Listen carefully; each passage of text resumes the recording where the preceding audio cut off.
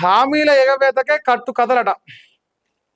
అప్పులపై బట్టి విక్రమార్కవి ఘాటు లెక్కలట, జూటా లెక్కలట.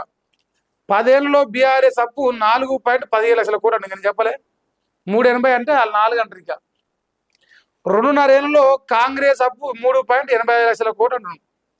మేము ప్రాజెక్టులు కట్టినాం, ఆస్తులు సృష్టించినాం. ప్రజలు తిరగబడతారనే కాంగ్రెస్ డైవర్షన్ డ్రామా చేస్తున్నది. కమిషన్లు ఇచ్చి అప్పులు తెస్తున్న ప్రభుత్వం ఏది? అసెంబ్లీలోనే కాదు ఎక్కడైనా చర్చకు రెడీ. ప్రభుత్వానికి మరోసారి హరీష్ రావు సవాల్ చేసాడు. ఇప్పుడు నువ్వు సవాల్ చేతివి, మా దగ్గర దమ్ము లేపాయ, ఏం చేయమంటున్నావు? మరి దమ్ము లేనప్పుడు మా పని మేము చేసుకుంటాం, మీ పని మీరు చేసుకోవాలి. మీరు సవాల్ విసిస్తే మేము రాము కాక రాము. ఇంకా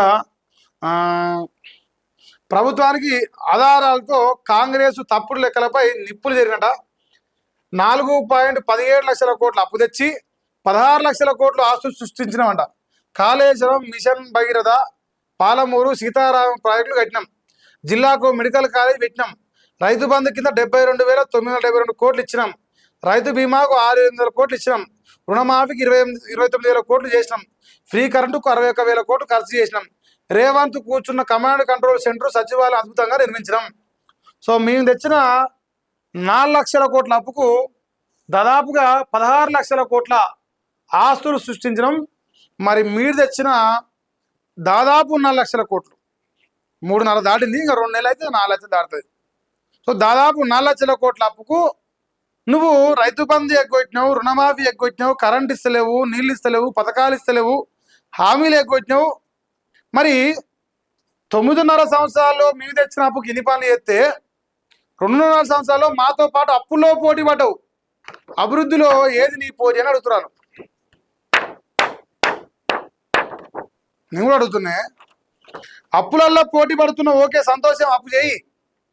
కానీ అప్పు తెచ్చి పప్పు కూడా పెట్టాలి కదా, పంగనామాలు పెడుతున్నావు కదా, అది వచ్చింది పరిశాన్ ఇక్కడ. సో అప్పు తెచ్చిన రేవంత్ రెడ్డి గారు పంగనామాలు కాదు, అభివృద్ధి ఏదని అడుగుతున్నా. ఆయన హరీష్ రావు అడుగుతున్నా, నేను కూడా అడుగుతున్నా. సో ఇప్పుడు వాళ్ళు తెచ్చిన అప్పుకు ఎన్ని పనులు జరిగినాయో రాష్ట్ర ప్రజలకు తెలుసు.